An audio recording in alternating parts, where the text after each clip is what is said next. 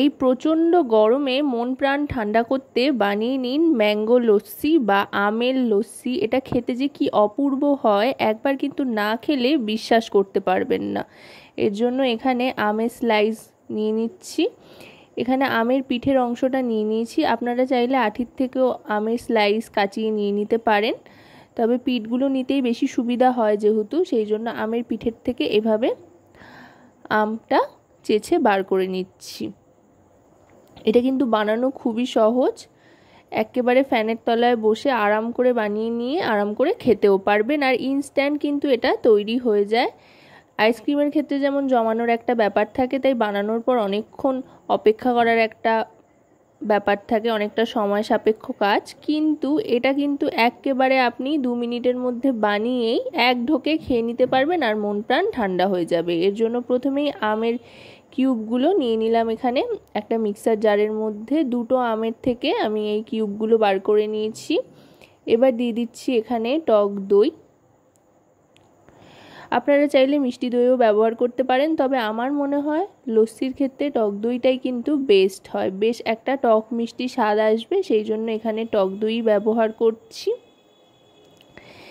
এবার দিয়ে দিচ্ছি এতে দুধ।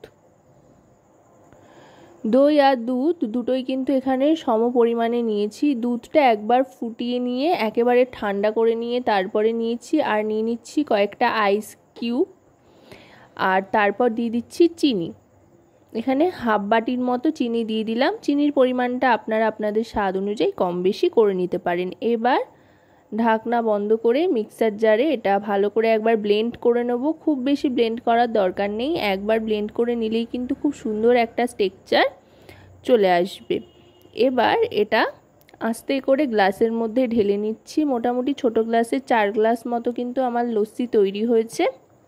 আর যেহেতু এটা আগে বরফের কিউব মানে আইস কিউব দিয়ে দিয়েছিলাম, তাই আলাদা করে আর এখানে আইস কিউব ব্যবহার করছি না, বা কোনো রকম জলের ব্যবহারও কিন্তু এতে হচ্ছে না।